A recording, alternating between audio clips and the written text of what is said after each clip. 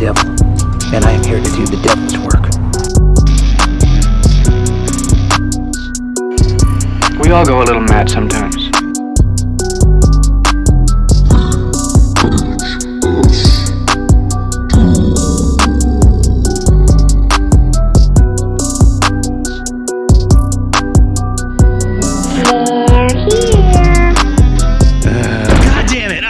I just hit another tumbleweed. Shit, these things are everywhere. Fucking desert, man. All I see is dirt and rocks and dirt and rocks. So those are pretty rocks, though. But the sky's nice. You can see it forever. You know, that's cool. Oh, hey, how you guys doing? Hey, thanks Troy, for. How's it going? I see you there. Oh, what's up, Troy? Thanks for listening in through the radio, man, and checking in on us. We've been chugging along for fucking days.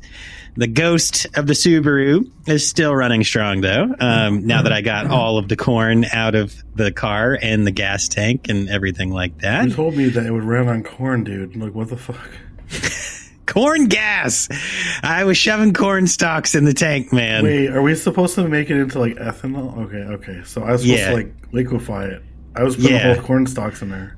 Right, and every time you'd shove a corn stalk in the little ghost of the Subaru, it'd go, woo! So, I don't know, man. It was weird. Corn the long way. The long way. No, not the long way. Yeah, so after last week's debauchery, we decided we weren't going to stay at any more motels. That was, those magic fingers were a bit too much. So we started camping. You know, that was kind of cool. We did some camping. Scabby cooked up some roadkill. It was like, well, what you would expect. Roadkill-y, kind of tough, chewy, but, you know, food. Mikey ate all of our snacks. All of the Swedish fish are gone. We had like a 10-pound bag. It's all gone. All of it. Oh my god, memories. Yeah. But yeah, so if you aren't aware and you're just tuning in now because you saw The Hills Have Eyes title, we're not in the store this week. If you're a new listener, we usually are hanging out in a rental store, but today we're hanging out in the ghost of a Subaru and traveling out to the desert in Nevada. So pretty cool stuff. It's our second annual VHS Doom Halloween road trip, man. Yeah, that's right. We've traveled about 1,100 miles from Nebraska to Nevada. And we're closing in on the site of our third VHS Doom Halloween road trip stop, the Nevada desert, and Wes Craven's The Hills Have Eyes. Have you been writing in my notes? There's just a bunch of random shit like in my notes. No, I really didn't do that. I was wondering that myself. Huh, that's very weird. It must be Scabby. Because like I was looking at them and it's like just like weirdly like gibberish. Right. Yeah. So like right after it says The Hills Have Eyes, it just says Mene. I don't know, man. It also says Mexico Mexi. Tumbleweed Bleen and Subaru. Subaru. What's that other one? Ro? I don't know, man. Who's fucking with my shit? Road Doge. God damn it, Scabby. I promise it's not me this time. Fuck. He's just fucking with my shit.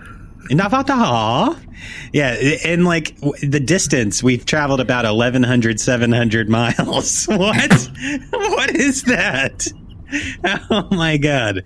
Okay. All right. Anyway, so yeah, if you're new to the show and you haven't listened into last year's road trip, what we do is we pack up a bunch of tapes, throw them in a bag, you know, some snacks, get a little road trip drinks, some monsters, and we load into the ghost of Mikey Subaru and hit the road to visit some locations of our favorite horror films.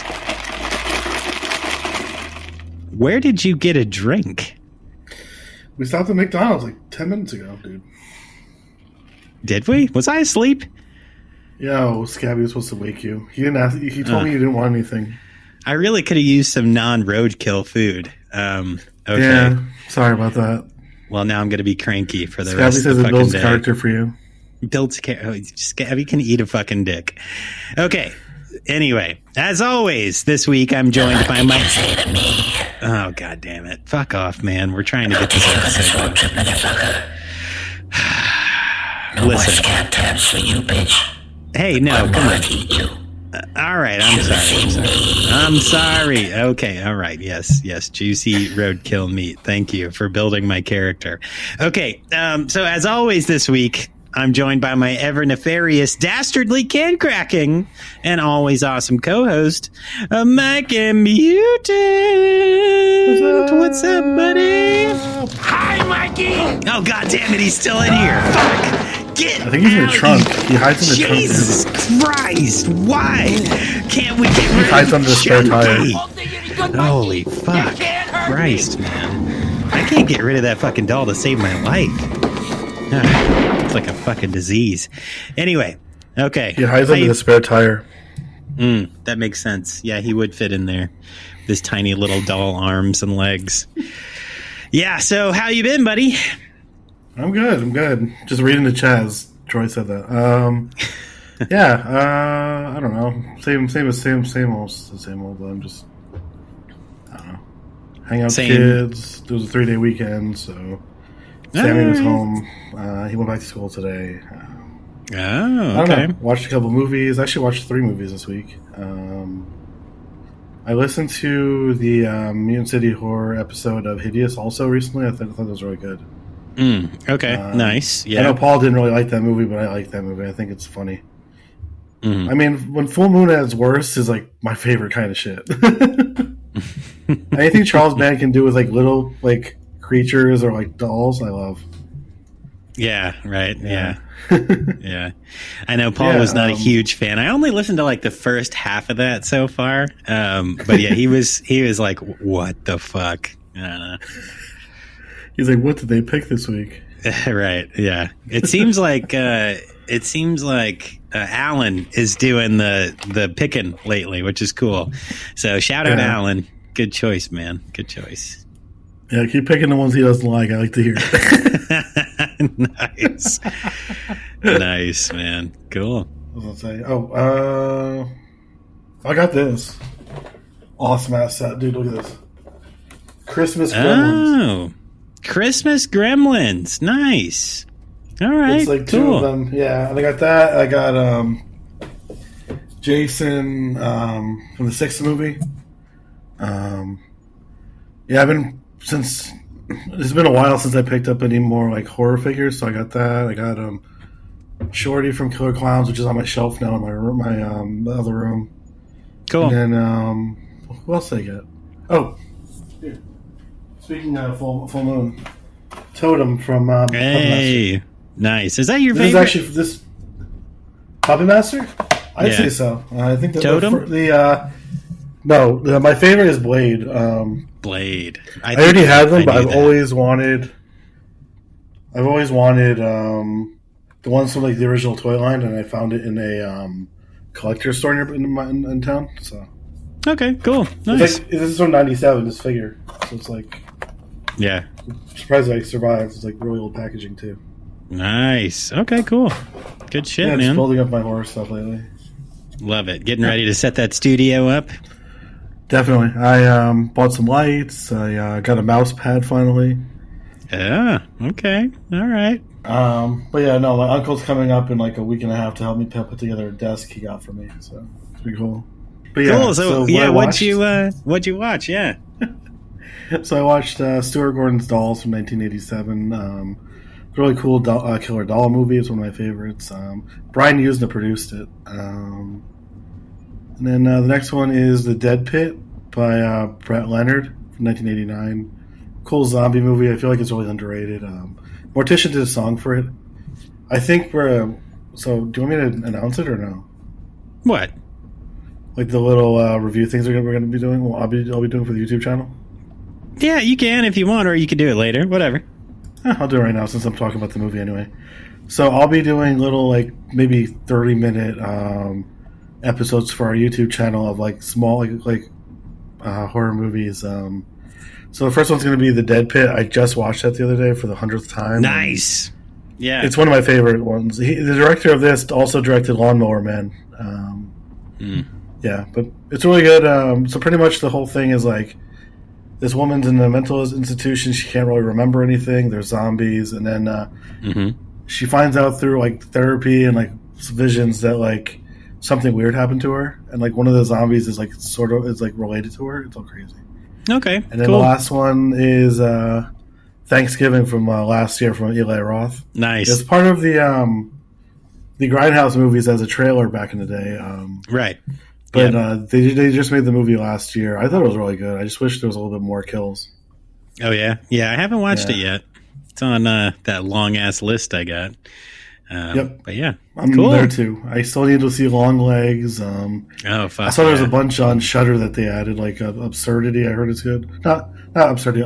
It's called Oddity. Oddity. My bad. Yeah. You know what I can't bring myself to watch, but it's on... Oh, fuck. I don't even know where it is. I feel like it's on, like, Tubi. Evil Lurks? Like the Spanish film? Have you heard of that one? Evil Lurks. Is there another title for it? I don't know. I don't know if there's an alternate title, but it's a Spanish film, and it's like possession kind of stuff. And I've seen clips of like a scene where a little girl is murdered by a dog, and it's like unbelievably graphic, and I just can't bring myself to watch it. But that one, I've seen a lot of chat about that, and it won. Oh yeah, I haven't. A Fangoria Chainsaw Award actually just yesterday. So it's that's awesome. Yeah, but I can't bring myself to watch it because of the child.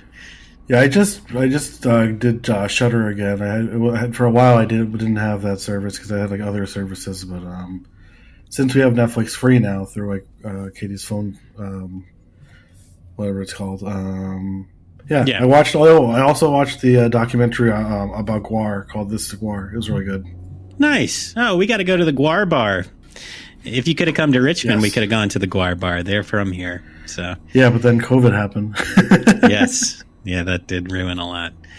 Cool. All right, man. Well, so all right. So what's up with you? Fuck. The huge work and listening to you shake a fucking cup.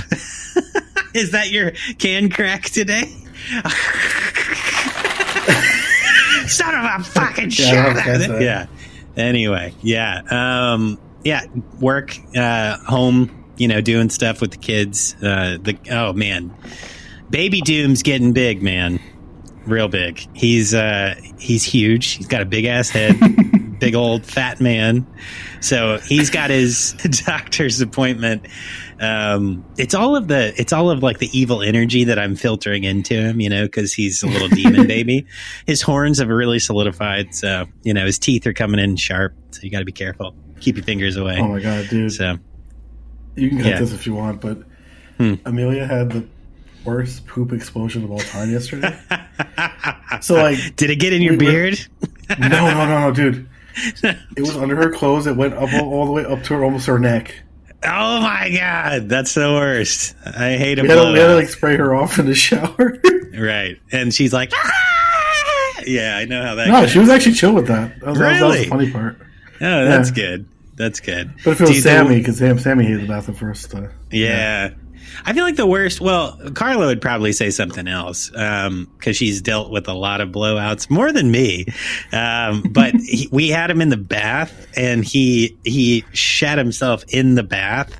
So he has one of those little like baby tubs, and he's in the tub, and she's washing him, and he's about all clean, and then he just and like explodes poop in the bath itself. So he had to get a second bath. That was pretty. Pretty wild. That happens. Sammy's done that a couple times back in the past. Yeah. I remember the first time Ari pooped in the bath when she was like, pre-potty trained, and she was just like squatting, and she just goes, ugh, and just like poops, and I have to like rip her out of there. Cleaning. Oh my God, that's the worst. I was just gonna say. Yeah. Cleaning like 1.5-year-old shit out of a, you know what I mean? Like 1.5 to 2-year-old shit out of a tub. Yep. That is not fun. It's not disturbing. I don't want to go back to that. Well, I'm done, but Yeah. I'm only doing it one more time. That's it. All right, cool. So what did I watch? Hellmaster, 1992. So both of these are Tubi films, or they're on Tubi that I found. So Tubi, once again, haven't said this in a while, sponsor the goddamn podcast, okay? We keep talking about you. Oh, man. We saw one of the best Ed Gein movies. That's a good one. So, well, first, Hellmaster, 1992 by Douglas Schultz, which is about a professor who creates like a serum and injects students with it to try to make like a superhuman kind of soldier, whatever.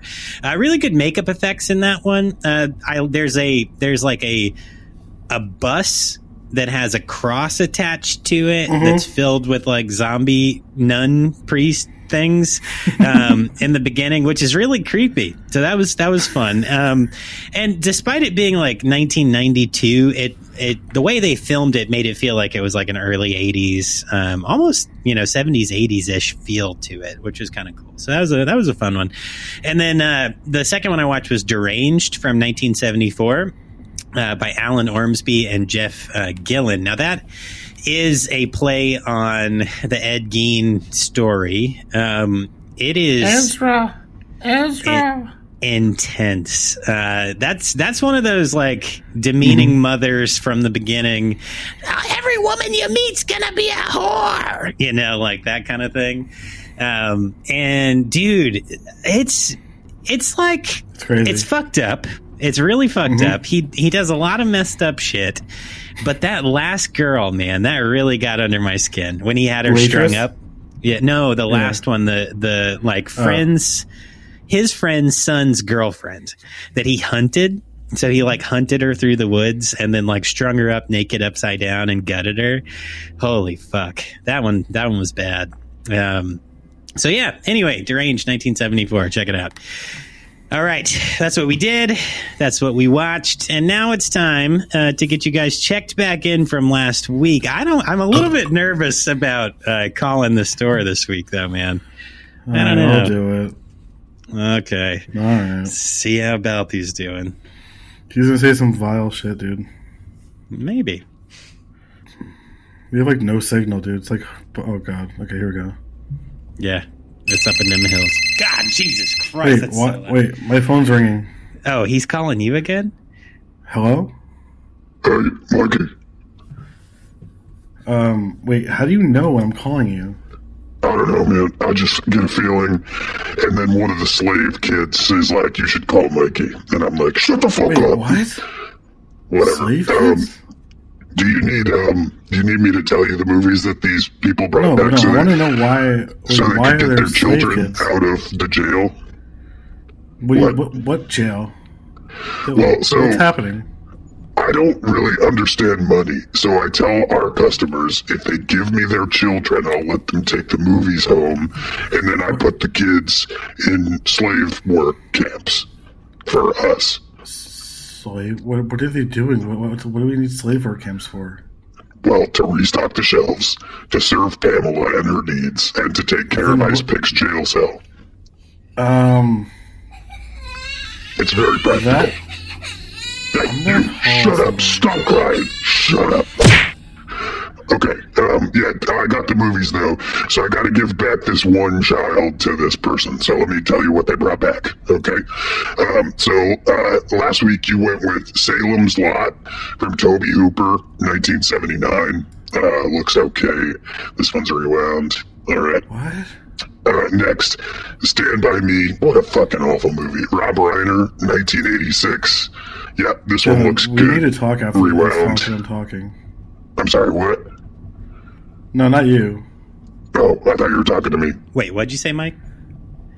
I think we need to find somebody else to look at the store while we're gone. Maybe we could get somebody to go look at it. I could probably call up Tiny. Tiny might stop by. We'll do that later. Just hang on. Hey, I have shit to do. Okay. All right, next. Sleepwalkers. Mick Garris. Apparently you don't do anything. Apparently the kids do it. Shut up. Okay, and then that one looks fine. Looks like it's rewound. And then lastly, for the kids, mostly for the adults, Paranorman by Sam Fell and Chris Butler, 2012. Let me take a look at this. Oh, this one's not rewound. Hey, you're not getting your fucking kid back this week, bitch. Get out. Sue, stop crying. Oh, Did you just feed that kid to the rewinder? Dude, he hung up, man. Holy shit. That does sound a little bad. It seems like... I'm confused about the helping Pamela with her needs comment. The what? He said that he gives them to Pamela to help her with her needs. Oh. Well, I mean, she does clean this back room a lot. I don't know. That's weird. Why are they back there, dude?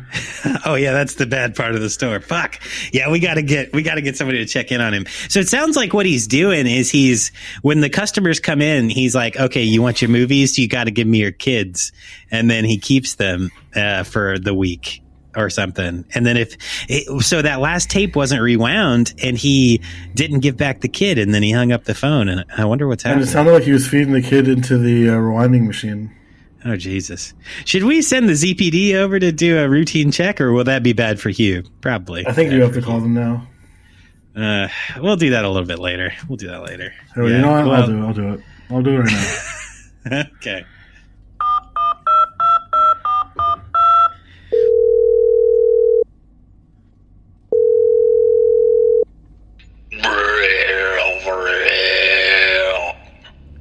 Hey, I heard some crazy stuff happening at the VHS Doom store.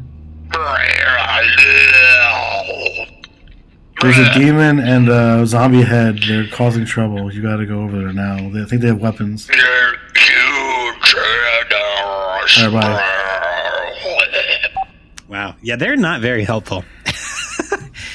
He said something about brains and duty, so I don't know. I don't know. It's hard if you haven't learned zombie. Like, you really got to get it up on Duolingo. You know what I mean? To practice. It's hard to understand zombie. But yeah.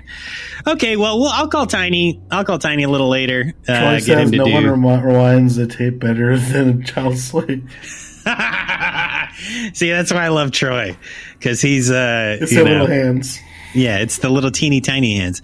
And the thing is, when you have little tiny hands, you don't even have to put it in a rewinded machine. You just kind of like put your fingers in there and you twist it. And that's probably what he's doing. I think he's not using the machine. I think he's having them do it with their little fingers. Well, it makes sense. The machine is haunted by the ghost of Pamela's son, and we all know who that is. Nobody wants to fuck with that shit. Tapeson. Anyway. Tapes and Voorhees? Tapes and Voorhees. No, Tapes and Torhees. Tapes and Torhees. Okay. Oh fuck, we're off the rails again. No. This is good for the clips. Okay. Tapes and Torhees. What is he dressed doing pretty well on social media, honestly. Yeah, they're not bad. I like the clips that come out of Riverside. They're pretty good. Yeah. All right. Cool. Well, that's good. I'm glad you sent the tapes back. If you're listening to this and your child has been taken by our rogue employee, Balthazar Doom, please find a way to contact us. You can send us a letter at the Monster Squad in California, and we'll get it when we get there. But we have to tell you right now, when there was a sign on the door saying we're not liable for this stuff, so... Oh yeah, no, there is in our store, so it's your fault. There's definitely a release that you have to sign when you sign up as a member. So nothing can be held against us. We have a good lawyer. All right, Beef Juice Esquire, attorney at law, is not going to let you come after us. Don't worry about that. Anyway, unless he's representing you also, and then he'll do some weird lawsuit where we both get fucked. So anyway, all right, but that's Horse Machine Ranch Road, folks. The movie Slaughterhouse. Right. The movie Slaughterhouse with the lawyer was, yeah. Yeah. That's, he's fucking you both ways. Anyway, cool. All right. Well, that's that. I guess time to press play on a classic Wes Craven nightmare. Well, not nightmare, but it is a nightmare. Pre-nightmare. All right. Let's fucking go. Hit play. God damn it. They wanted to see something different, but something different saw them first. The hills have eyes. Mister, don't take your family back in that area. The silver has been gone for 40 years now. Besides, there's nothing back in there but animals. We're lost. The old creep told you not to get off the road. What began as a vacation ended as a nightmare. Be hell to pay now. What the hell was that?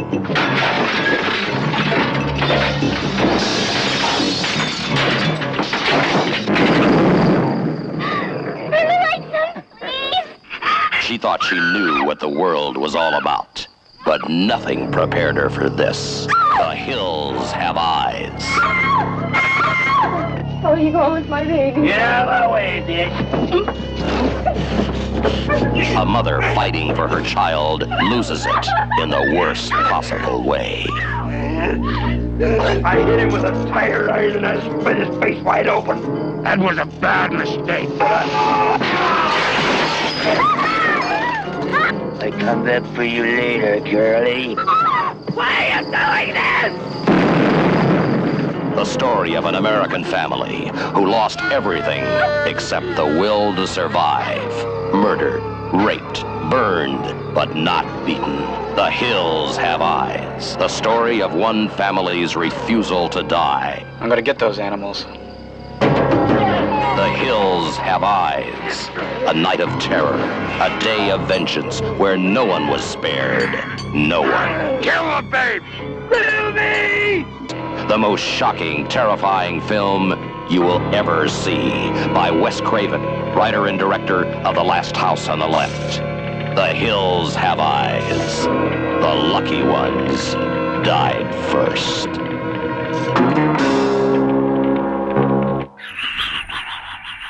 Okay. Why did you just blow on the radio? I didn't. That was the radio's noise. Oh, okay. All right. Yeah. Mm. All right. Take it away and read the back of that box for us, Mikey. Taking an ill-advised detour on a en route to California, the Carter family soon runs into trouble.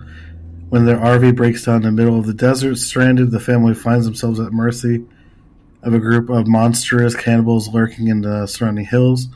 With their lives under threat, the Carters have no choice to fight back by any means necessary. Or die by any means necessary at that point. Several means. Yes, they die by several means. Yeah. All right. Oh, nice box. Cool. You know, the dude on my left, your right, kind of looks like, who's the little teeny guy from, what's that guy's name? Ralphus? Yes, he does have a Ralphus vibe to him. Thanks for reading my mind. Yeah. It's the hair. It is and the the hair. prosthetic teeth, too. Yes, that does it, for sure. Big Which at size the end difference. sort of fall out of the guy's mouth, if you noticed it. I did not. When he's getting stabbed to death, they kind of just almost fall out. Did they? Oh. You can see it for a brief second, yeah. Like they're slipping off. Yeah. Dude, lot to talk about here. This one does have a bit more information, so let's kick it. I think the lucky ones die first. Or do they? Are you lucky if you get burnt to death? That's the tagline. I guess. I mean, this came with a poster and a book. That's debatable. I'd say the lucky ones make it to the end, but whatever. Actually, the first one to die is the dog. No, not even. It's the grandfather. Oh yeah, true. Yeah, still I wouldn't say he's a lucky one. I wouldn't. All right, So let's pull over. We're going to check out this little gas station. Actually, I see an old man with a white beard out here. Maybe he can get us some gas. Are we going to warn him? No, last time we didn't warn him. At that time we were in before. I don't want to fuck the movie up. What if we get back and then it didn't exist anymore? You know what I mean? I mean, it would still happen, though, because he's part of it.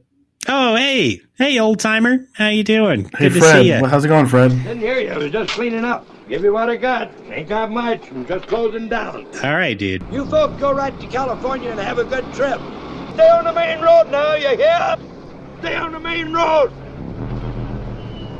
Yeah. Okay. I'm not telling him anything. Okay. So The Hills Have Eyes is a 1977 American horror film written, directed, and edited by Wes Craven, starring Susan Lanier, Michael Berryman, and Dee Wallace. The film follows the Carters, a suburban family targeted by a family of cannibal savages after becoming stranded in the Nevada desert. Following Craven's directorial debut, The Last House on the Left, in 1972, producer Peter Locke was interested in financing a similar project. Craven based the film's script on the legend of Scottish cannibal Sawney Bean.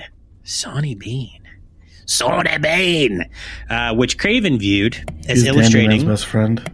He probably is. Huh. Beans in the... Maybe that's the beans in the walls! Fuck! I think it is. Holy It always comes back to shit. the Hills of Eyes. Fucking shit, man. All right, we're not going to talk about that anymore, but I'm keeping that in my back pocket.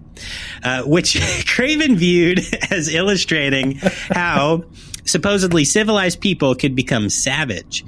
Other influences on the film include John Ford's The Grapes of Wrath from 1940 and Tobe Hooper's The Texas Chainsaw Massacre from 1974. You click-clacking, mutant and not? I keep hearing you come in and out. You going to say something?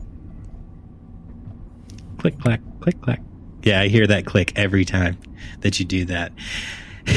I'll find a different way of muting them. Sorry. Thanks. Yeah, because when I do the editing on the back end, it's always like click, clack, click, clack, click, clack. And I'm like, fuck, what is all this clickety clacking?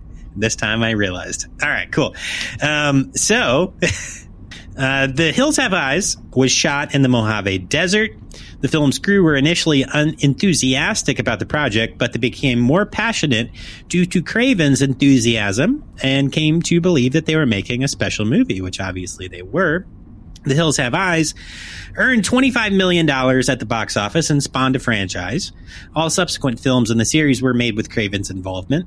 The Hills Have Eyes was released on VHS in 1988, which, fuck, I have a copy on the way in the clamshell. It's the big box, and it didn't make it in time for this. That's why we're not on YouTube, Troy, if you're still watching. But we're keeping it internal today, just on the Patreon, friends. Troy has a little factoid about the band The Real Mackenzies has a song about Shawnee Bean Clan. Oi, oi, oi, oi, oi, oi, oi, oi, oi, oi, oi, oi. Is that what it sounds like? I bet. That sounds about right. It does. Probably like... Yeah. Man, I love What does it sound like? some fucking punk rock. Oh, you son of a bitch! He got me! Fuck! Oh, God. All right. Well, let's jump back into this shit. All right, so Don Peake's score for the film was released on CD and vinyl. Reviews for the film were mostly positive, with critics praising its tense narrative and humor. Some critics have interpreted the film as containing commentary on morality in American politics. And the film has since become a cult classic, obviously. All right, so a few more players in this before we jump into the plot. It was produced by Peter Locke, as I said, but the cinematography was by Eric Saarinen. It was edited by Craven. Music was by Don Peake. It was produced by Blood Relations Company and distributed by Vanguard. The release date originally was July 22nd, 1977. To an 89-minute runtime. Their budget was somewhere between $350,000 and $700,000, and the box office take on this was $25 million. So, good shit. All right, let's jump into the fucking plot. Click clacker. Maybe we should. Oh, look! I see like a little side road over here, and it's going out towards this like military test site. Should we go see if we get hit by a bomb? Dude. Let's do it. We really should go stay on... If we want to go to California, we gotta stay on the road. Right. The old man said stay on the main road, but fuck that guy. He looked like a piece of shit. Let's go over here off on the dirt road. I heard a cop did this too, and he ended up burned alive. Do you want this happen? I don't know. We'll see. Let's see. Watch out for that bunny. Watch out for that bunny. Jesus Christ, a bunny! Fuck. Oh, man. Wait, an RV crashed here too. Yeah, look, there's an RV and a fucking station wagon, and there's an old woman. There's a lot of blood. There's like it's like a skeleton sitting in a chair over there. Maybe we should go take a picture. Propane tankers ripped open. Picture with it, and there's like fire everywhere. Wonder what's going on. Oh shit! I feel like something's watching us. I don't know, man. Do you want me to grab that radio that's on the ground? Yeah, go grab the radio. See because I hear some static coming out of it. Huh. Let me see. Yeah, turn that on. Oh, there it is. I want to eat the fat one's fingers. Wait, what? I want to eat the fat one's fingers and eat his toes, and it'd be funny, like a Thanksgiving.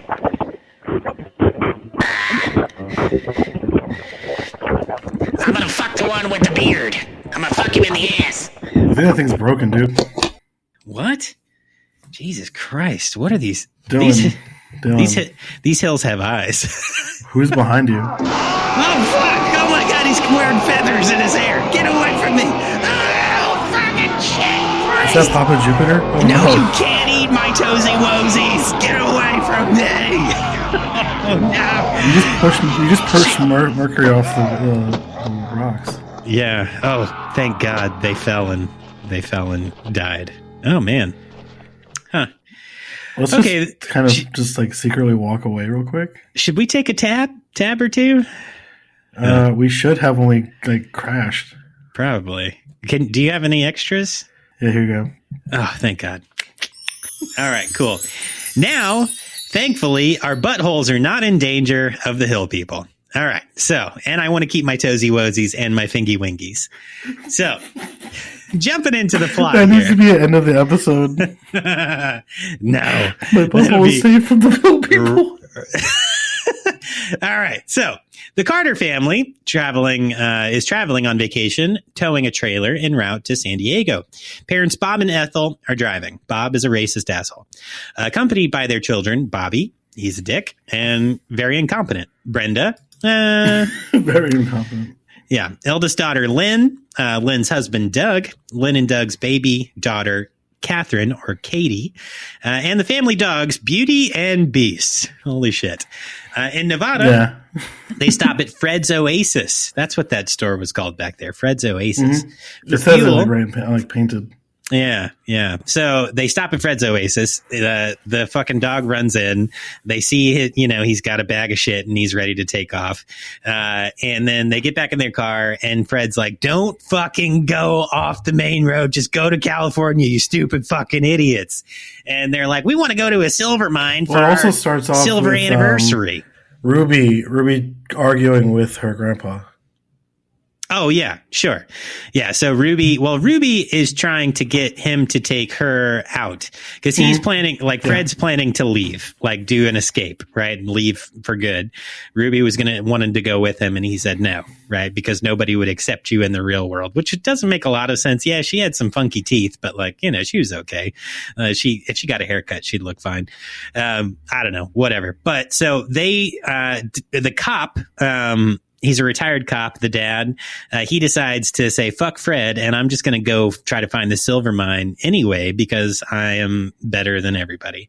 And then they fucking pull off, and then a giant jet comes by and scares the shit out of him because they're on a military testing site. Then he almost hits a bunny, and then he runs off the fucking road, and then they are wrecked, and he breaks the car's axle. Right. Yeah, he's like, "You dumb bitch of a wife." You're the reason the axle broke. And then he says some slurs, and then he's like, "It's my wife's fault." I've been dealing with, he definitely says some serious slurs in this movie. And yeah, the only reason we wrecked and broke the axle is because my wife's a dumb bitch. And that's not accurate. He was just a piece of shit. All right. So at this point, they're stuck. And he kind of deserved what he got, honestly. Yeah. Everybody decides to split up. The two older guys decide to go in opposite directions to try to find help. And the younger dude, Bobby, the most incompetent backflipper in the world, decides to stay and protect the women and baby with a gun. So there's that. So while they're all hanging out and the two older guys have left, Beauty is barking and going crazy. That's one of the dogs, runs off into the bush after something. Bobby tries to find her, but she gets gutted and he finds her mutilated body. He gets frightened. He runs, he falls, knocks himself out, and then comes back to the camp later. So, Bob, the dad, right? Bob, I think that's his name, walks back Bob's to Fred's Oasis. And at night he finds Fred who's trying to hang himself with a belt, which is very awkward. And Fred tells Bob about his son, Jupiter, who is a fucking monster. And he says the most amazing line of all time. Mm-hmm. I have right here. Long enough for a devil kid to grow up to be a devil man. Yeah, that's a good one. So as a child, apparently Jupiter had killed the family's livestock and then murdered his sister with a house fire. Fred attacked Jupiter with a tire iron, which left him in the hills to die. However, Jupiter did survive his nose all fucked. Yeah. Jupiter survived and had children with a alcoholic, depraved prostitute known as Mama. Together, they had 3 sons, Mars, Pluto, and Mercury, and an abused daughter named Ruby. The family, led by Papa Jupiter, survives by cannibalizing travelers and stealing supplies. Papa Jupiter suddenly crashes through a window, kills Fred with a tire iron, and takes Bob prisoner. Well, kind of. Bob runs off, and then Jupiter catches him. Fred in the chest. Yeah, so he kills him. Well, he hits him with a tire iron first, and then he stabs him into a door and leaves him hung up in a door. Yeah. And then Bob takes off. He's running. He has a bad heart, and he falls down. And then Jupiter kind of puts Bob up almost like on a cross, stabs he crucifies him and sets him on fire. Yeah. So we went from corn fucking cob crosses to desert to stone crosses. Stone crosses. Yeah. Man, this is like a theme. Crucifixion and hillbilly people. Yeah, I was just going to say crucifixion and cannibals. Holy fuck. All right, moving on. So Brenda finds Bobby while he makes it back to the camp, and he's shaken up about Beauty, but he doesn't tell anybody about it. Yeah, so I guess he doesn't want to frighten them or the rest of the family. Pluto then sneaks into the trailer after there's a bunch of fake noises. He's trying to get Bobby drawn off. He sneaks in. Can you say that Michael Berryman's awesome? I love Michael Berryman so much. I do too. He's a good actor, man. So Pluto signals Papa Jupiter to set Bob on fire as a distraction. Brenda stays in the trailer with Katie while Ethel, Lynn, Doug, and Bobby rush out to try to save Bob. The Carters eventually extinguish the fire. Bob. That's not my Bob. Right, but Bob does die and has smoke just coming out of his lungs, so that was rough. As the Carters extinguish the fire, Pluto and Mars ransack the camper, and Mars rapes Brenda. Was it Mars or Pluto that raped Brenda, really, though? Mars? Yeah, I guess because he pulls Pluto off and says, "You're not a man yet." It was after he kills her sister. Right. Yeah, he pulls Pluto off of Brenda and said, "You're not ready for that kind of thing," right? Yes. So then he shoots Lynn and shoots the mom too. Right. Ethel and Lynn return. Mars shoots both of them. Pluto abducts Katie and flees with Mars, intending for the family to eat the baby. Hearing their screams, Doug and Bobby rush back only to find Lynn dead, Ethel mortally wounded, and Brenda traumatized. Mars and Pluto return to their home, which is a cave. Beast pushes Mercury off of a hilltop to his death. Mama chains Ruby outside of the cave. I think she'd done that earlier, but was tormenting her and forcing her to eat dog or Beauty as punishment for sympathizing with the Carters. You're too good to eat dog? Right. The next morning, shortly after Ethel dies, Doug sets out to find Katie while Papa Jupiter and Pluto set out to kill the remaining family members that are left at the trailer. Beast tears Pluto's throat out at this point. Beast is on a hunt, man. Brenda and Bobby use Ethel's corpse as a trap to kill Papa Jupiter. Doug gets to the cave where he sees Ruby knocking out Mama and carrying Katie away. Doug catches up with Ruby, but Mars follows and attacks Doug. Mars gains the upper hand, but Ruby interferes, enabling Doug to overpower him. Then Doug savagely stabs Mars and continues long after he's dead while Ruby weeps. All right, cool. That is a very quick and kind of holy plot synopsis, but we did our best there. So what kind of notes do you have through the first part of the film there, bud? Okay. Before I get into that, Troy says, dog is tasty. Also, why would you eat a baby? They grow fast. Eat a toddler. God damn. Fucking Troy. Yeah. All right. He's practical. Also, okay. So I said, I think it's funny that it was so cheap to fix the car the first time. It was only $6.80. Oh, yeah. What was wrong with it? What was the first stop? Something with the engine. Oh, yeah? Huh. Yeah. Weird. And then Ruby just wants to escape her cannibal family. That's all. Yeah. And I said, how short are Doug's shorts? Or jorts? Or whose shorts? Oh, God, yeah. Yeah, his Doug's Bobby? jorts. Or Doug. Doug? Yeah, Doug shorts Doug. were pretty He's short. the one with the mustache. Yeah. Mm-hmm. It's that, like, 70s, early 80s man thigh time, What the fuck is the baby wearing? I don't know. I said the same shit. It's the worst outfit ever. And then Fred warned them, pretty much. He did. He was like, don't be fucking And idiots. also, this is another one where they foreshadow with, like, they keep saying a phrase over and over again. Yeah. Mm-hmm. Brenda's like, we're going to be human french fries. Right. Yes, they did keep And that's like saying foreshadowing her dad's death. Yeah, exactly. Yeah, they did do that. There's a lot of, like, on the nose, like, oh, if we stay out here, we're going to be cooked. Yeah. They did I also thought it was weird when Bobby called the vultures turkey buzzards. I've never heard that before. I've heard turkey vultures. I've heard buzzards. Never I haven't heard heard, like, turkey buzzards. But And then the last one before we start going on is Bob's revolver is really cool looking. I like the handle. Oh, yeah, that was like a red handle on that one, I think. It was like red and blue, yeah.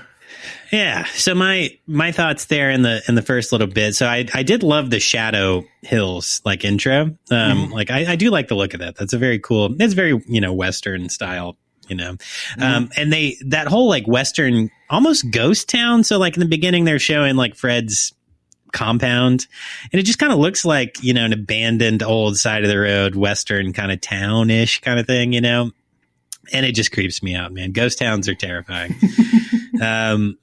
So the line that he said to Ruby, that Fred said to Ruby in the beginning, is, if I bring you out there, they'll toss you in jail, throw the key up a sow's ass, and holler suey.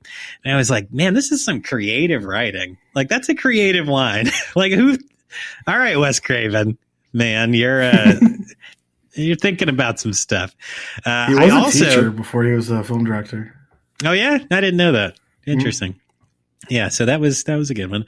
The baby's outfit, I said that too. It's fucking ridiculous, and I really thought Fred did try to warn them, right? And also, I guess he was just, like, getting his dog back, but why would Bobby, or was it Bobby that just wandered right into the back of his store? Doug. Was it Doug? It was Doug. I mixed them up. Doug's the one with the popcorn sauce that kind of looks like Sonny Bono. Yeah, for sure. I just couldn't remember who wandered into the back of the store, but they was just, like, wandering around as shit.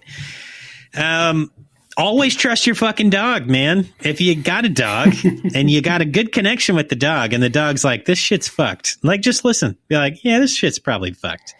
And then they blew up the truck and his pig, or so I thought. So in the beginning, Fred has a baby pig in a cage in the back of his truck. And when they blew the truck up, I was like, oh man, they're making bacon, right? But then later, the pig comes back. And we'll talk about that later. Yeah, so they wrecked their car. I just don't understand why a guy like Bob would, like, swerve for a bunny, though. You know what I mean? That was a plot hole. Because Ethel screamed? Mm-hmm. He kept saying it was her fault because she screamed. Yeah, but even if she screamed, like, you're a cop. You've been trained how to drive. You should know, like, defensive, or, like, you know what I mean? Like, maneuvers, like, yeah, like vehicle maneuvers that would keep you safe. You're not going to spare driving moves. You're not sparing a bunny to wreck your whole family. It's just not happening. Anyway. All right. Oh, but where'd you go? You can't just be disappearing. Leave your mic on. I was stretching. I had a cramp. I'm sorry. Oh, my God. Ugh. Killing me, Smalls. No, stop it. I will wait for you. I'm not going to talk until you come back. 2,000 years later. All right. Sorry. Jeez. Okay, cool. Imagine riding in the camper when the car wrecked. Jesus. I don't know how they just survived. Right? That would fuck you up. Like, you would get thrown around like, oh my God. Like, you break your back on a fucking microwave. You know what I mean? Like, that is a weird combination. Right. Of being wrecked inside of, like, a house structure. Anyway. Yeah. So Bobby was a gymnast. He did a backflip. That was cute. I thought they were kind of showing how competent he was, and then he was just completely incompetent the rest of the time. Their dad is a giant racist and an asshole. use the N word like right away in the beginning of that movie. And then they're talking about the dogs. So, and this one made me a little bit uneasy, to be honest. So they're all sitting around eating a little bit before they're going off on their trek. And, I can't remember if it was the mom or one of the kids that said, remember that time that that Beast killed that poodle in Miami? And they're just like, oh, your dad hated having a vet bill for a dead dog. Like, y'all probably should have put that dog I had down. that note. Right? I said that the family thinks it's funny when their dog gets kills. It's weird as fuck. Right. Like it killed another dog and they're like, they're kind of fucked up people, to be honest. Like they kind of deserved all of this that happened to them, to be honest. Mm-hmm. Okay. Yeah. Also, when the mom says Maypole, I thought it was hilarious. Maple, help us. And then her daughter's like, Mom, it's Mayday. That was pretty funny. So before Bob and what's his face take off in opposite directions, I'll never remember his name. I don't know why. Fuck. Doug. Yeah. You know what? I loved the cartoon Doug. I really should remember the name Doug. Booby. Doug Funny. Okay. Doug Funny and Booby Trap. All right. So, yes. Before they leave, they all hold hands and they pray. And they have their racist dad pray for protection over them. And then they take off. And then Bobby comes up to his mom afterward because she's like, oh, I think there are rattlesnakes out here. And he said, I wonder what Freud would say about your obsession over rattlesnakes. You know, like, first of all, Bobby, that's creepy. You're fucking disgusting. And secondly, very mixed ideologies coming from like praying for our protection and then talking about mom's obsession with big dick snakes. You know what I mean? I don't know. Anyway, caught me off guard. It's gross. But later, Bobby also listens to his sister have sex. So he might have the Freudian complex. Just saying. All right. Beauty, dead as fuck. And then when Bobby ran after her, why didn't he take the fucking gun? Rule number 1, emergency situations, if you have protection on you, keep the fucking gun on you. He's not even good with the gun, though. No, he's not. He's awful. So later, I was kind of wondering, like, did this cop not teach his daughter how to shoot a gun? Because she didn't even know how to work it. And then Bobby, she's like, I don't even know how it works. I was like, what? Right. Bobby doesn't even like he knows how it works, but he doesn't know how to like use it well. You know, like he obviously was just a bad dad. And then another like thought. Please don't go rock climbing in an emergency situation to find a fucking dog. I know you love your dog. Your dog's a great dog. But if it runs off on its own volition and climbs a mountain and you're in an emergency situation, let it go and come back when it wants to come back. Because you're going to break your leg and you're going to fucking die. I had one more too. Yeah. Mama was drinking J&B. Oh, is she? I didn't catch that. Yeah, she was when she was in the their little like shack thing they live in. Nice. Okay. Cool. Well, like, she's like arguing with Ruby. She like took a swig of it, and yeah. Yeah. Well, hey, I see some smoke over there. Maybe like, I don't know, half a mile down the road. You want to walk down there and check out what it is?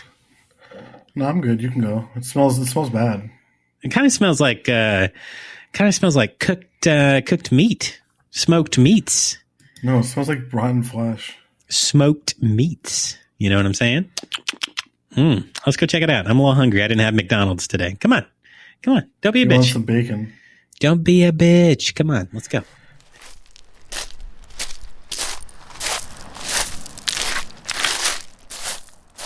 Oh, goddamn. That is a fucking fried man up there. He looks like a goddamn French fry that got cooked for 8 hours. Wow.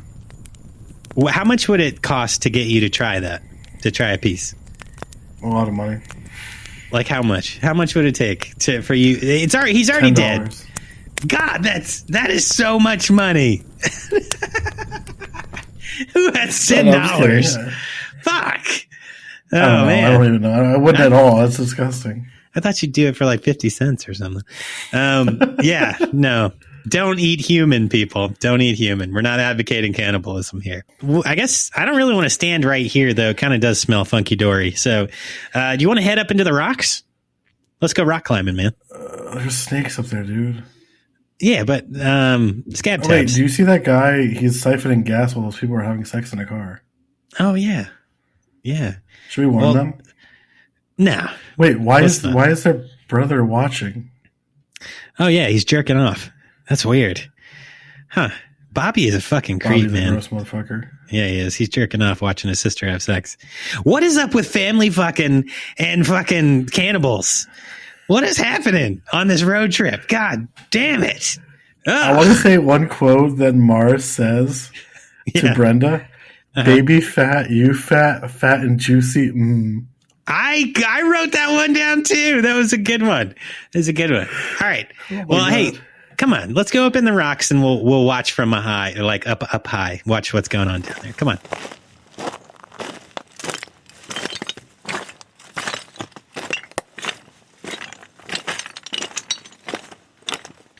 Oh, look, there's a really mean dog. Oh, fuck. God damn it. Don't bite me.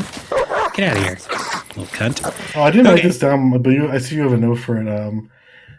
The baby is not enough to feed all of them.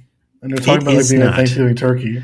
Right. Oh, look at this fat little baby. I'm going to eat a baby leg. Right? There's not enough there. Okay. So when Bob went back to Fred's oasis and he found Fred trying to hang himself with a belt, what would have been an easier death? Death by hanging? Crushing by a leather belt? By a car. Or, no, not any death. Which one would have been easier? Hanging himself or getting your head beat in with a tire iron? Which one's an easier death, you think? Laying under his car and pulling the car jack. I'm not asking the best death in general between the two. It's A or B, motherfucker. Would you rather get hung by a belt or head crushed in by a tire iron? I guess hanging myself? I think I'd rather get my head crushed in by a tire iron. No, I feel like you feel that though. Yeah, but it would be faster. Hanging takes a long time. It takes like minutes. I mean, if you like move yourself down, like break your own neck, I don't know. Yeah, but that takes a lot of force. Like when they hang, like in the Old West, when they would hang people, not everybody's neck would break, and they'd just hang, and it'd take like 10 minutes for them to suffocate to death. That's true. And he was not going to break his own neck. I feel like how many like tire iron shots does it take till you're dead? From a guy like that. Then again, he stabbed him. Yeah, after he did stab him up, right? So it was like a double whammy. But I'd say a good like 4 to 5, like really hard, really, really cave your head in. You know what I mean? And then you're done. So it would hurt like a bitch for like a minute. And then you'd be out. I don't know. Anyway, whatever. Got a little morbid there, but I was wondering. Okay. Yeah. So when Papa breaks through that fucking window, that was a good little like scare, you know. Daddy had a heart attack. Probably shouldn't have run so far. So why isn't Bobby telling his family about the dog right away? I think he's like traumatized by it. Awareness is preparedness, motherfuckers. He seems like a bitch the whole time. He is a bitch, and he makes all the wrong decisions. And like, including firing a gun at a door when there's nobody behind it. Literally, the only reason he's even alive at the very, very end is it's because his sister comes up with the plan. He's a fucking asshole the whole time. Mm-hmm. So he should not have been the one to be given the gun when his dad left. No. All right. So fucking in the family car is trashy. Just saying that. Like if everybody's asleep in the camper and you go in your family car and you fuck, it's going to smell weird the next day. And everyone's going to be like, why does it smell weird in here? You know what I mean? I almost spilled over my keyboard. I saw that. You're welcome. Trashy. All right. They were being trashy. D. Wallace. That was trashy. All right. So their gas got siphoned off. That was a good like preparedness thing. Mm-hmm. And then, so this is where the movie really takes a turn. So like, yes, there's like some fucked shit going on. But at 11 o'clock, they show the clock 11 o'clock, and then some music starts, and that's where the whole movie kind of shifts, because they go from no deaths to like 3 deaths within like 3 minutes, right at that time frame. The trailer scene goes pretty fast. Yeah, it does. It really does. And then, so Michael Berryman gets into the trailer at this point. His brother eating the raw meat almost made me throw up. Yeah, that's fucking gross. Yeah, at this point, when, oh crap, what's Berryman's character's name? Pluto. When Pluto is in the trailer, except for Ruby, they're all named after planets. Oh yeah, you're right. Well, that's because except for the mom. The mom is just Mama. Yeah, that's Ruby's the odd one out, man. Well, yeah, I mean, technically she is throughout the whole movie. So I was wondering, like, are they insinuating that Brenda's being raped by Pluto? And I was like, no, kind of. She's being assaulted, but then, goddamn, Mars comes in and breaks a bird in half and drinks it and eats it. Was that real? That looked pretty fucking convincing, you know? That seemed like a one take of just ripping a bird's head off and eating it. I don't know. That was disgusting. And then he actually did rape Brenda. That was fucked up. It reminded me of Luther the Geek when he eats chickens. Yeah, for sure. Yeah. It's the sharp teeth thing too, you know? And then, so Pluto gets really mad because he doesn't get to follow through with his evil act. Oh my God, and he spasses out and just breaks everything. Smashes the shit out of all the plates. And he's like, I hate plates. Blah, blah, blah, blah. Yeah. And then Mars is like, baby's fat, you fat and juicy. It's just disgusting, man. So at this point, like, Mom and Doug and Bobby and what's her name? Well, Mom Linda? is dying at that point. Yeah. Brenda. Yeah, so they're about to come back in the trailer at this point. But they are relatively far away. So I was wondering, could they hear the screams from the trailer? Or were they too overwhelmed? But then they kind of hear it and they go back. I think they heard the gunshots because Linda gets shot and then the mom gets shot too. Maybe not. No. So Doug, before they hear what's going on, Doug says, go get Bob some whiskey and blankets. Like, get the burnt man some whiskey and some blankets, I guess. Like, he was going to let him drink for his last, like, moments. I don't know. He also said water, too. Yeah. So, but then Mama is shot, check. Sister shot, check. Baby's on the ground. That one stressed me out. So, when her mom grabs the baby and, like, then they're fighting and the baby falls on the ground, I'm like, they're definitely kicking the shit out of that baby. It's getting kneed in the head and stuff, you know? That was fucked. Baby gets stolen, and yeah, Mama's not quite dead at that point. And that scene where Doug is talking, it's kind of fucked up in the sense, like, I know that Brenda just went through getting, you know, assaulted. Terrible. And I know Bobby's been through seeing his dog, like, get fucked up and his dad get burnt to death. But Doug's the only one talking to their mother and like helping her through her death. That was, and he just had his wife die. Like, yeah. And his kid stolen. And Bobby, and even more in that sense, Bobby is a piece of shit. He just couldn't even talk to his own mom. You know, I don't know. Anyway, just made me angry. All right. So these two idiot dudes just keep running into the darkness alone because Doug then ran out like, where's my baby? And Michael Berryman was tossing that baby around like a sack of potatoes. So if that was a real baby, he was just like, I don't think that part was real. You know what I mean? Like, that was kind of fucked. But yeah, Michael, you were throwing that baby around. You'd be a cool guest for the show. Michael Berryman would be an amazing guest for the show. Yeah. But I doubt we could make that happen. Who knows? Never say never. What was the name of the one up on the rocks wearing the feathers? Played by Mercury. Mercury, that's it. Yeah, he was actually played by the producer, by Peter Locke. That he played Mercury, which oh really? Yeah. But when he calls on the radio and he's like, oh, it's going to be good eating. I'm so excited. I'm going to make that joke again. I'm going to eat that baby's toes. I was like, well, what the fuck? You going to eat the toes? Not my toesy woesies. He said it twice. He did. Yeah. That was fucking funny. But But Beast had other ideas and killed him by pushing him off of the side of a cliff. That dog drop kicked him. Beast was doing his thing. Beast was the only. I need to talk to you about Beast. Beast was the only competent. How he picks up the walkie-talkie. Yep. He was the only. He brings the walkie-talkie to the door. That's funny. How did he know to pick that up? You know what? It doesn't fucking matter. He was the only one that was doing anything good at this point. He's like, you know what? All of these humans, I swear, are stupid. Doug and Beast were the only ones who like did stuff. Right. 2 non-family members, because this family's a piece of shit. Okay, it's a piece of shit. Doug, he married in, right, and fucking Beast was adopted in, and they figured it out, and nobody else did, except I will give Brenda props. She bucked up. She got it eventually, right? All right. So what do you have at this point? I think we went through all of my notes. Let me see. Okay. Papa got axed was a jokey one I posted. Oh, Pluto becomes dog food was another note I had. Yep. When he gets his like Achilles tendon like eaten. Yeah. What do you think of that? That one fucked me up. I don't like hands and feet shit, man.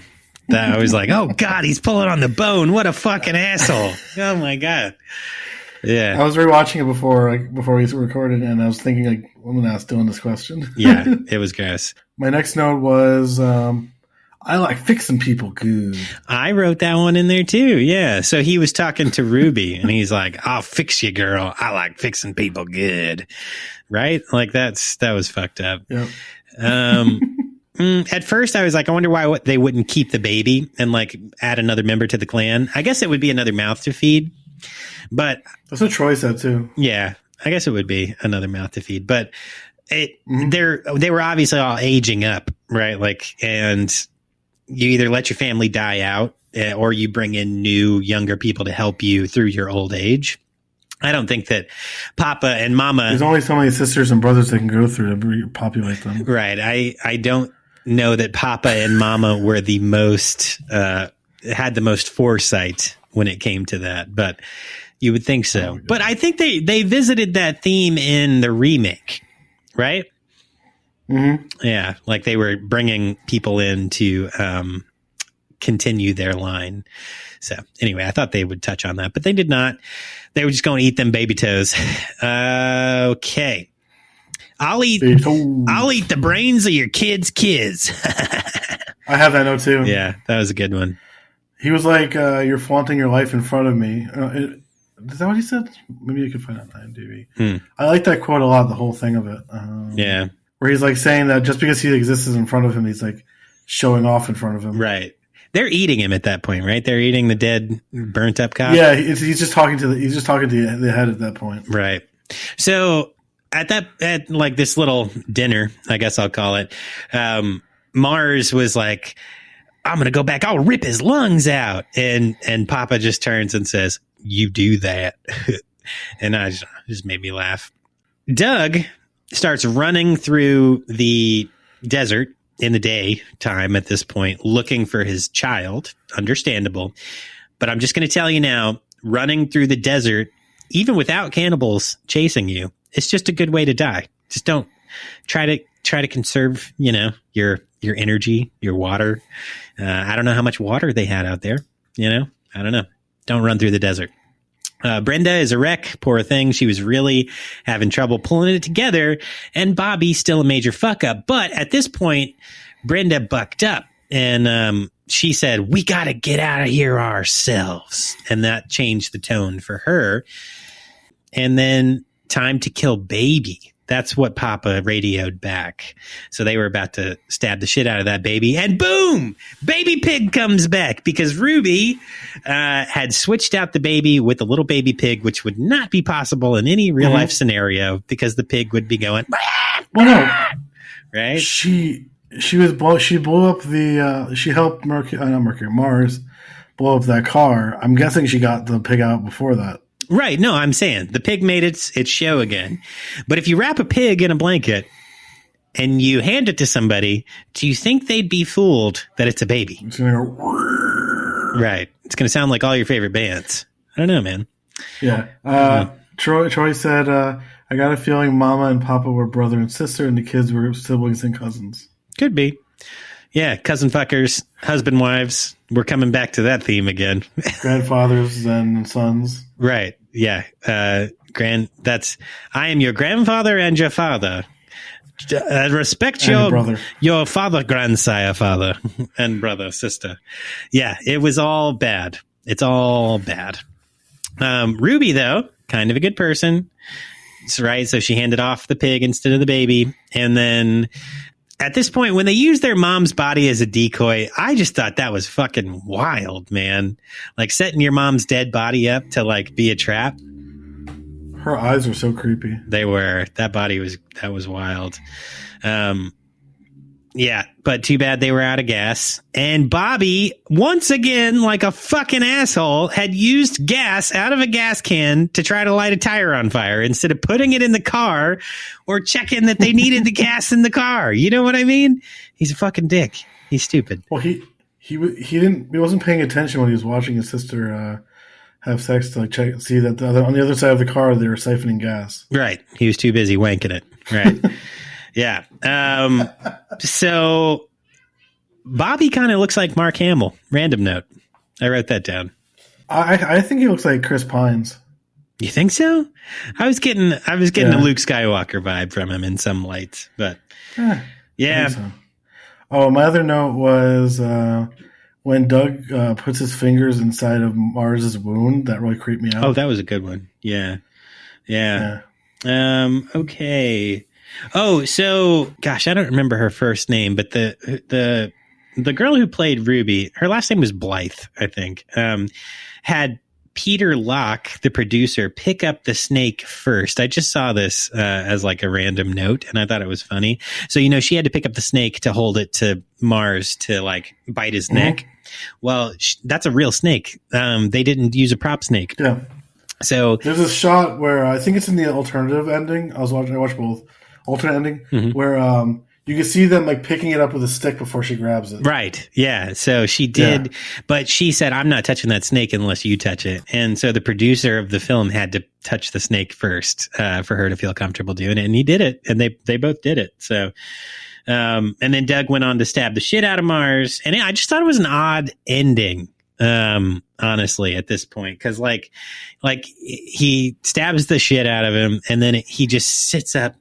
And then it just goes red. Like it doesn't even. They don't reunite him with his baby. They don't they're safe. The three of them are the alternate ending. They switch the Bobby and Brenda killing Jupiter. Really? With that, interesting. Yeah, it's different. They switched. What's his name?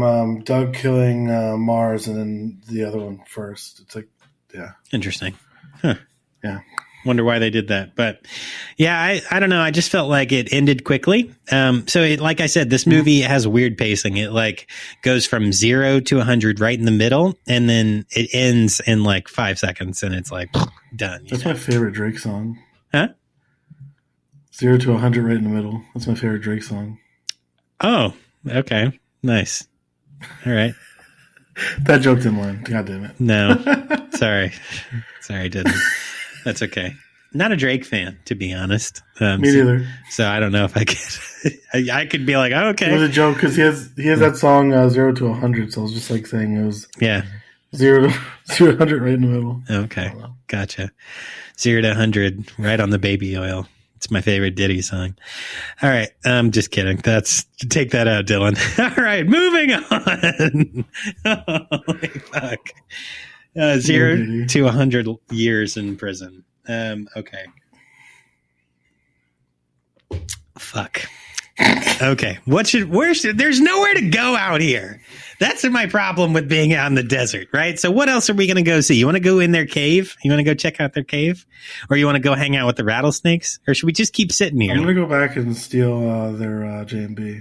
Oh, okay. You want to go back down to the camper? All right, come on. Let's go. No, not the camper. The cannibal house. The cannibal house? Oh, okay. All right, yeah, let's go. Let's go. They're not there anymore. They're all dead. No, I think they're still there. All right. Come on. All right.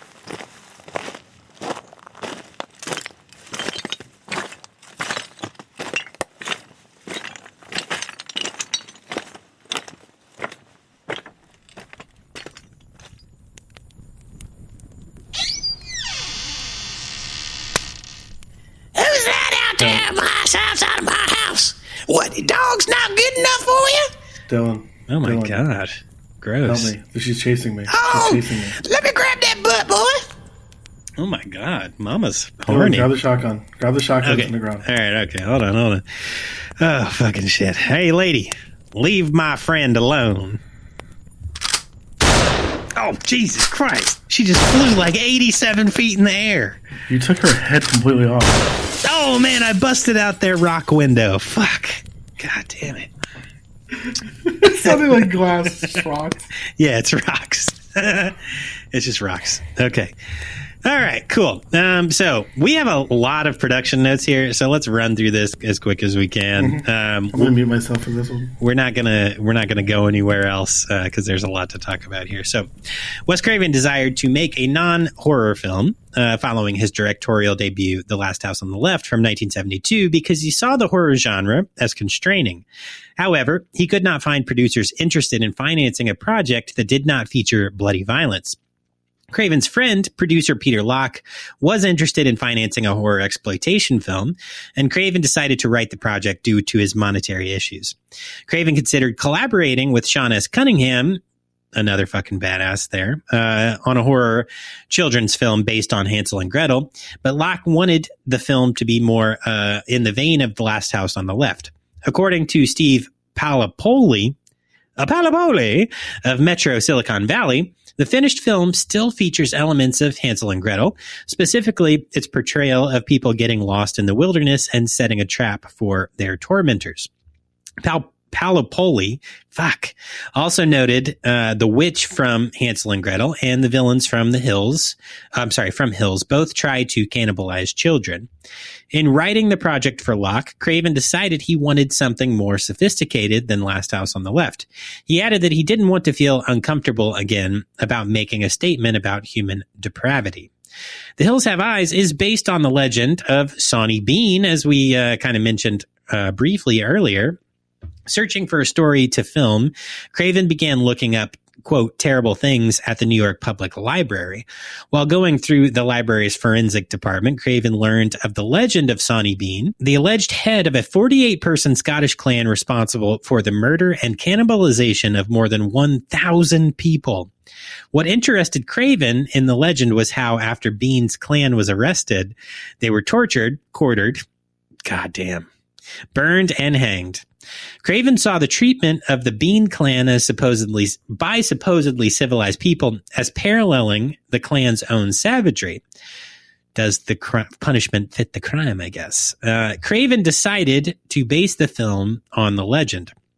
Another major inspiration for the project was Tobe Hooper's Texas Chainsaw Massacre from 1974, which was one of Craven's favorite films. Bloody Disgusting's Zachary Paul says that both films center on a group of vacationers who are, quote, stranded in the wide open nowhere and must protect themselves against a tightly knit family of cannibals, end quote, and feature an archetypal gas station of doom. Like The Last House on the Left before it, the film drew influence from... Gas station of doom. It can be your band name. The film drew influence from the work of European directors such as François Truffaut,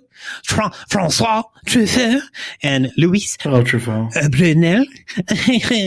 A baguette, a wee wee, a back in France I be. Other inspirations for The Hills Have Eyes were Craven's neighbors and family. Oh, goddamn. On whom the Carters were modeled. Oh, okay. They were some dick neighbors. Yes. Also, the director's nightmares and John Ford's The Grapes of Wrath, as we said earlier. The original script was titled Blood Relations, The Sun Wars. Wow, that's quite the title. Wait, is that why the production company was called Blood Relations? I guess so. I don't know. The Sun Wars. That's weird. And it was set in New Jersey in 1984, several years in the future. God damn it. Can you imagine Hills Have Eyes in New Jersey? Oh my God. I mean, we worked in it. Right.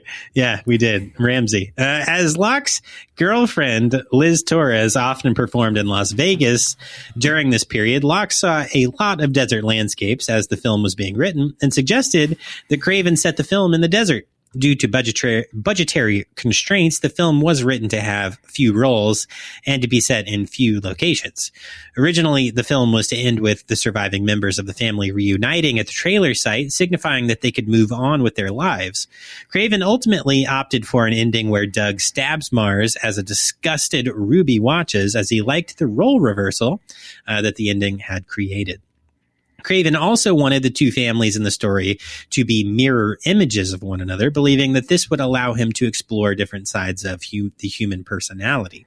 Principal photography for The Hills Have Eyes began in October 1976. The film was shot in Victorville, California, in the Mojave Desert, using 16mm film on cameras that were borrowed from a Californian pornographic filmmaker. The film cost between $350,000 and $700,000, around thrice the budget of That Last House on the Left. Why did they use thrice in there? I don't know, but I like it. This is a good band. It is a good band. I like thrice. 3 times, you could also say. The film's actors were only paid minimum wage, and the film's crew were non-union. Locke was on the film set every day of its shoot, making sure that Craven was being productive. Wow, rude. The shoot was unpleasant for the actors due to the daytime temperatures of over 120 degrees Fahrenheit or 49 Celsius, for those of us who are not on Fahrenheit, which dropped to around 30 degrees or -1 Celsius during the night, as well as the fact that they played physically taxing roles 12 to 14 hours a day, 6 days a week. Jesus. As Berryman lacks sweat glands, the heat was particularly hazardous to his health, and he had to be attended to after the filming of the film's action scenes. Many cast members did their own makeup due to budgetary constraints. Wallace later joked that the dogs that appeared in the film were treated better than its human cast members. Most of the film's crew were veterans of Roger Corman films and were initially unenthusiastic about The Hills Have Eyes. This changed weeks into the production due to Craven's zeal for the project and because the crew came to believe that the film was, quote, something special, which obviously it was. Robert Burns, the production designer of the Texas Chainsaw Massacre, also served as the production designer for the film. He reused many of the props from Texas Chainsaw to decorate the cannibal clan's lair, including animal hides and bones. The sequence where Dee Wallace's character confronts a tarantula. Fucking hated it. Yeah. I fucking hated this shit. Did you? I don't like spiders. That's like one thing that's freaks me out, spiders. So that was not a part of the script. It was added to the film after the filmmakers discovered the spider on a road. The tarantula was not harmed during the filming of the sequence. It wasn't even a trained spider. Oh, I don't think it was like a trained spider, but it wasn't even like a... Yeah. Oh, God. No, it wasn't. It was just a wild spider. It was like, hey, I'm here. Put me on film. During the sequence where the cannibals eat Big Bob, a leg of lamb stood in for human flesh. Well, that's good. I would hope it wouldn't be. Why does it say Big Bob? I don't know. They call him Big Bob. Because he's... Hey, Troy, be careful, please. Those 3 Black Widows will get you. Oh, fuck. Christ. He says, I have at least 3 Black Widows living with me in my garage. Oh, nice. They're friendly. They'll kill the bugs off. Just don't let them get you. At one point, Craven considered having the character of Papa Jupiter eat baby Katie, an idea which most of the cast disliked. Aw. Berryman refused to do the scene, and Craven allowed Katie to survive. The carcass of the Carter's family dog, Beauty, was an actual dog carcass that the filmmakers purchased. Craven has refused to explain exactly how the filmmakers obtained the carcass. Shit. That's disgusting. Yeah, that's gross. All right. So, Mikey, take it away on box office and home media. Wow. Okay. All right. Box office, home media. The film premiered in July 22nd, 1977, where it earned $2 million by October 77. The same month, the film gained a wider release. The Hills Have Eyes ultimately earned $25 million and was a greater box office success than Last House on the Left. Craven noted that the film managed to break office records at some of the individual theaters that it opened. The film gross was impeded by the financial success of Burt Reynolds' Smokey and the Bandit, which is a great movie. Locke criticized the film as neither a huge hit nor an box office bomb. and was pleased with the amount of money it generated. I think I like this movie. Well, I like the Last House on the Left better than this movie, but I love this movie too. Yeah. Okay. The Hills Have Eyes was released on VHS in 1981. Dylan's getting that one soon. Yeah, fucking shit. It was released for the first time on DVD by Lionsgate Entertainment in 2003. I have that one. I used to have it. Wait, no. I had the Anchor Bay DVD. Anchor Bay DVD were released the same year in September. The Blu-ray made a debut in 2011 by Image Entertainment. The film was radio released by Arrow in 2016 and then again in 2018. And this is the limited edition from 2016. Okay, nice. Came with a poster, a book. It's pretty neat. All right. Yeah, so that's pretty much it. Cool. Thanks, man. All right, nice. Well, should we start climbing back down these fucking rocks to get back to the car now? I mean, I think you left your notes on the trivia back in the car. Did you want to grab that bottle of J&B? There's Mama. I already did. It's right here. Oh, good. Yeah, there's Mama's blood all over it though, which is gross. Yeah, I'm sorry about that. Yeah, I see a bunch of baby toe bones. It's just weird. Ugh, I'm getting the heebie-jeebies. Let's go. They were on her hat, and I kind of just Oh. Yeah, I don't want to talk about it. Okay, bye. All right, let's go.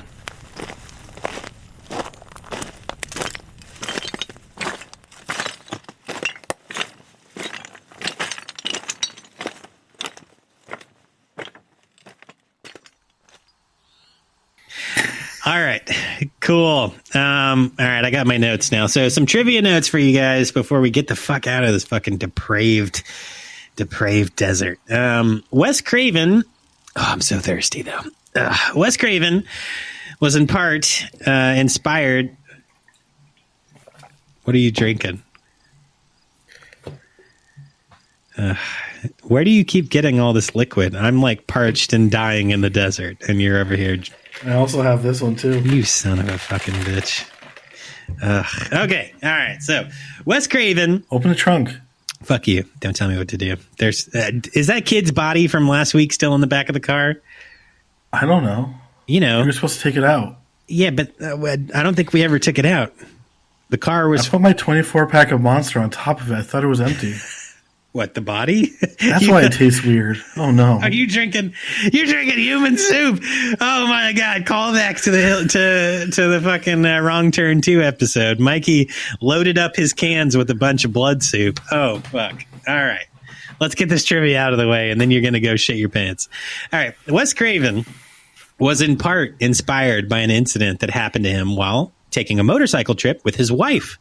When they stopped in a small Nevada town, a trio of locals shot an arrow past his head. Oh, wow. We almost didn't have Wes Craven films. Yes, they insulted him as well. When Craven threatened to sue them, they replied that they could easily kill him, leave his corpse in a nearby salt mine, and no one would ever know. Welcome to the desert, folks. Welcome to the desert. Okay. At around 55 minutes, Virginia Vincent, her reaction to being shot was quite genuine, as there was a mishap with the squib planted under her robe. The small explosion caused her a deal of pain, and she was briefly taken to the hospital. So she really got kind of shot a little bit. All right. So the MPAA, this one's kind of sad. This is a sad fact. The MPAA initially gave the film an X rating, which would have relegated it to the porn circuit and severely hurt box office returns. Wes Craven cut the film enough to secure an R rating. The original director's cut is thought to be no longer in existence. Fuck. If somebody finds that, that would be dope. That would be dope. All right. Auditioning for the role of Ruby required the actresses to have a foot race. When Wes Craven shouted for the actresses to go, Hugh Janus Blythe, stood behind for a moment. Yes, Janice. Janice in a weird way. Yes. Then after a moment, she took off and she beat all of the other actresses to death. I mean, to the finish line. She was given the role. According to Susan Lanier, this was an interesting one. The tension was very high at first when the crew was prepared to shoot the scene where Pluto attempts to rape Brenda. As a gag to break the ice for everyone, Lanier and Michael Berryman started making out during the first take. The whole crew laughed hysterically, and then they got on with their acting. Next star, Michael Berryman, said he was once watching the film in a theater when a woman in front of him said aloud, "This movie is sick and depraved." Berryman then thought it would be funny to lean over to her and say, "You're damn right, lady. This movie is sick." I feel like I'd shit my pants, though. You know, if I was her, I'd be like, "Oh, God damn it." Huh? The cannibal's here with us. Right, he's here. Or if he was like, "I'm going to eat you, bitch." Like, that would have been awesome. And then last note here, producer Peter Locke has a memorable cameo as Mercury, the gang member with the featherhead dress who appears twice throughout the film at Fred's garage, and then communicating with Mars and Pluto using USAF radio. Do you have a housekeeper at your house right now? What? I don't know. I hear vacuum cleaners and screaming children. Oh my God. Do you really hear all of that? I do. Yeah. You have a good microphone. I'm telling you. All right. I'm muting. Sorry. No, Katie, I think, was vacuuming and Amelia was crying. Oh, yeah. You have a good mic. You have a good mic. All right. Next are your reviews, though, man. So you're up. Take it away. Reviews from IMDb or Rotten Tomatoes today? Well, apparently Rotten Tomatoes is down for maintenance right now. So, well, at least when we started it. So I'm just going to do, I have a few of them from IMDb as you hear my daughter crying in the background. Oh, shit. I didn't mention the Jaws poster. Troy just put that in the chat. I got it here. No, good call, Troy. So I didn't, for some reason, I didn't put that into our notes page, but I did want to read that. So just some popular culture notes from their wiki. So while watching The Hills Have Eyes, director Sam Raimi noticed a ripped poster for Steven Spielberg's Jaws from 1975 in one scene of the film. And he took it to mean that Wes Craven was saying Jaws was just pop horror, which is interesting. What I have here is real horror. That inspired Raimi to include a ripped The Hills Have Eyes poster in his film The Evil Dead as a humorous way of telling Craven, no, this is the real horror, pal. Craven then reacted to this by having Nancy Thompson fall asleep while watching The Evil Dead in his film Nightmare on Elm Street. Raimi responded to that by including Freddy Krueger's glove in Evil Dead 2. And then later Craven would have characters in his film Scream choose to watch a VHS of Halloween from 1978 instead of the VHS from Evil Dead that they had. Then in the first episode of Sam Raimi's television show Ash versus the Evil Dead, Krueger's glove can be glimpsed while a poster for The Hills Have Eyes can be seen outside a movie theater in an episode of the show's second season after Craven's death in 2015. Yeah, so there was just a long string of that. So that was pretty cool. And thanks for reminding me of that, Troy. I appreciate it. All right, cool. So you take it away with your reviews, buddy. All right, so these are funny as hell. Okay. What a waste of time to watch this movie. I don't want to give any spoilers of the film covered by the following. Talk some more. 2, stab some more. The end. I can't understand why so much people... Oh, Jesus Christ, they just got fucking hit by a car very fast. These highways, man. I can't really understand why so much... This person's an idiot. So much people like this movie. Some people say it's frightening. Sorry, but it's so frightening about this movie. You can see everything coming from a mile away. It draws on and on. I watched this because I really liked Last House on the Left and Nightmare on Elm Street, but the point of this movie is completely beyond me. Certainly with an ending like that. Oh, shit. Another car came by. Oh, God, it hit their corpse and knocked him out into the fucking wilderness. God damn it. All right. Okay, this one is funny as hell. This is another 1-star one. The film is worse than I remembered to be. I skimmed through it rather than the lame, stereotypical horror slasher film. Started standard stuff with the car either breaking down or refuse to start. In this case, it breaks down, leaving some people stranded so they will be killed. I feel like this is one of the films that created that. Yeah. Oh, shit. Oh, God damn, these highways are so dangerous. Fuck. Oh, God, their body flew so far.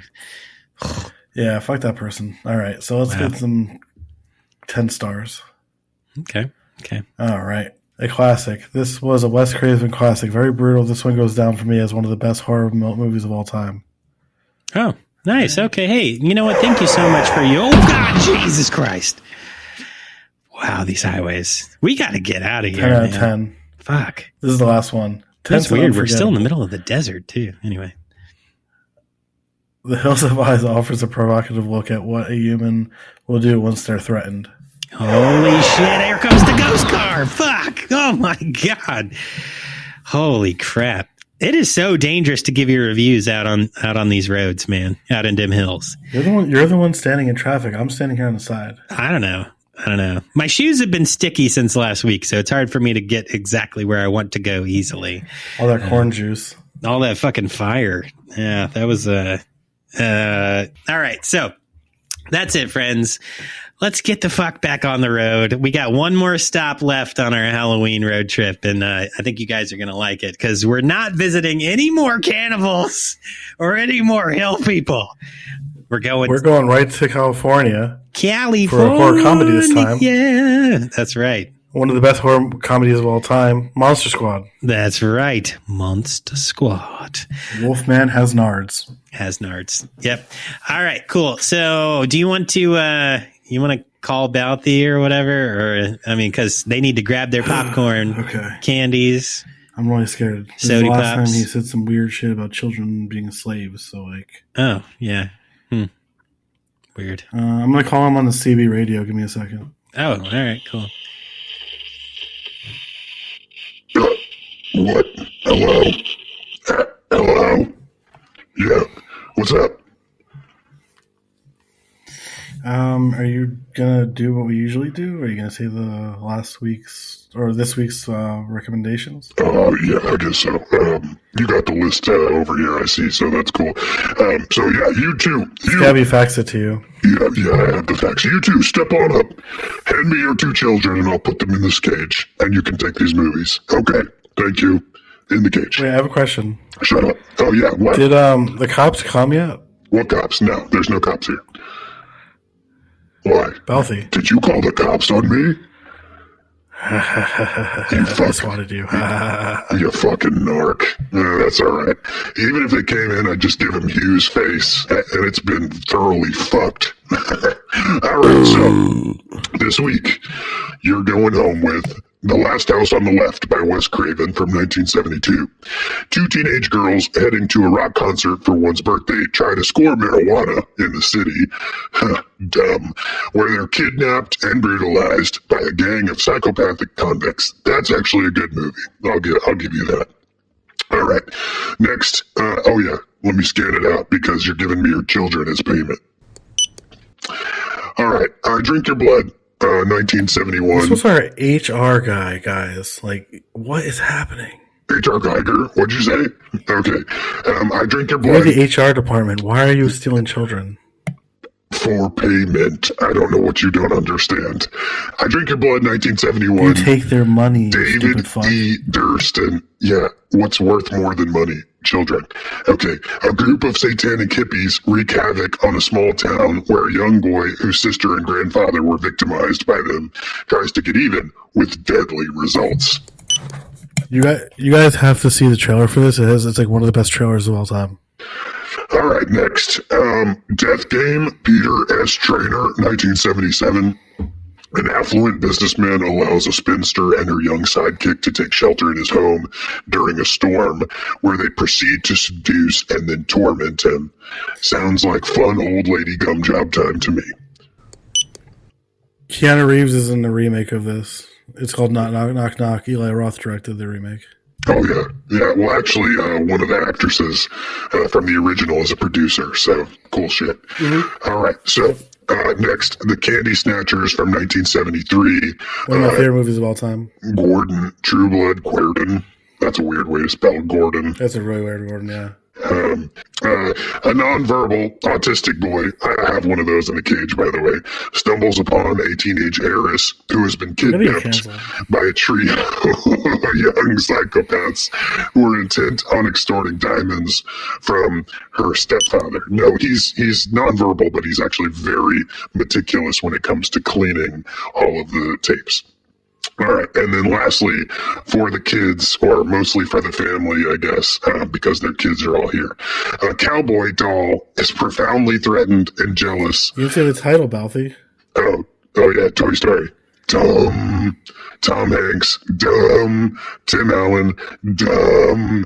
Anyway, a cowboy doll is profoundly threatened and jealous when a new spaceman action figure supplants him as a top toy in a boy's bedroom. And he's the top and Woody's the bottom. Okay, that's it.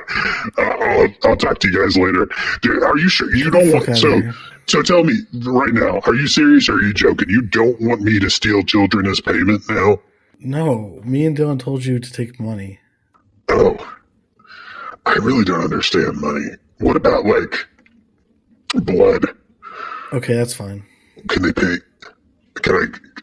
I can fill up the blood buckets. Blood in the adrenochrome. All right.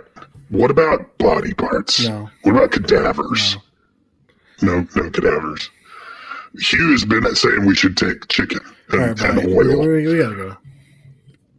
Okay, bye.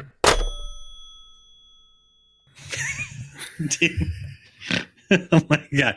I think the problem here, the real problem is Balthy doesn't understand the monetary system. He's a demon. It's not okay that he's installed a bunch of cages, and I don't even know where he would fit them in the store. But if he can give back the kids, then everything will turn out all right. Also, why are our customers leaving their children? Maybe it's like a daycare. Maybe he's advertising it. I think they come in with their families to look for a movie, and he just takes them. Yeah. Oh. And says, but he gives them the movies. Yeah, he says you can watch the movies and bring them back, and then I'll give you your kids back. Oh. So, but they still take the movies and they watch Apparently. them. What's that say about our clientele? I don't know. Fuck, whatever. Don't judge, I guess, or do. All right. So next week's episode, friends, as Mikey said, we have a doozy for you. Monster Squad. Super stoked to talk about that. So join us again as we're driving from Nevada to California for the rest of this week, and we'll see you guys there when the next one comes out. If you're listening on Patreon or you're joining us live as a Patreon member, thank you so much for your support. Troy, specifically today, you're the man. Please subscribe wherever you're listening to the podcast and help us out with a rating. It really goes a long way to support the show. Check out the merch store. That's right. I need to get you a shirt so you can wear it on YouTube. Oh, my God. Ugh. I've been talking for too long. And just so you know, we want you on the show. If you're a producer, director, actor, and you're promoting a project, or if you're a podcast and you want to collab on something, we want to talk to you. You can shoot us an email, vhsdoom@gmail.com, and let us know. Shout outs this week. All right, cool. Why don't you go first, bud? All right. Doom Generation Podcast, our friend Ramit, Dissect That Film Podcast. Hope they're doing okay. The Movie Dumpster. Also, I've been listening to a lot of Last Pod on the Left. I'll show them, I guess. And then oh, nice, yeah. Katie, Sammy, my uncle, and my daughter, Amelia. Nice. All right, good shit, man. My dad. Yeah, so... Oh, yeah, Keith. What up, Keith? All right. And my shout-outs this week, I'm going to shout out Alfonso Zavala. He's supposed to be coming on the show after we finish our road trip. So we're looking at the end of October as a possible recording session with him. We're looking forward to that. Octobico. No, it says October. October. What? Who put that? What are you doing? It's not me. I promise. Oh, my it's not God. me this time. Okay. Mike, Mike, the bearded villain. As always, thank you for all you do, man. You're awesome. Mutant City Horror and the Happy Fright Film Festival. That is actually happening this weekend. So this episode will come out after that's already done. So if you went, I hope you had a good time. And whoever won our VHS ticket combo, cool on you. And then, one more final shout out from me. Mikey Mutants After Hours Doom Room coming soon to a YouTube near you. We're excited to hear about all that, man. That's right. Let's go. Cool. All right. So don't forget, come on the podcast if you have an email. I'm sorry, if you have an email. Fuck. Come on the podcast if you have a project that you want to promote. Come on Shoot the us show. an email. Right. If you have a Gmail account, come on the show and talk about it. Shoot us an email at vhsdoom@gmail.com. And as always, twerk till it fucking hurts, man. We'll see you guys next time. Holy fucking shit. Where's the outro? God damn it. All right.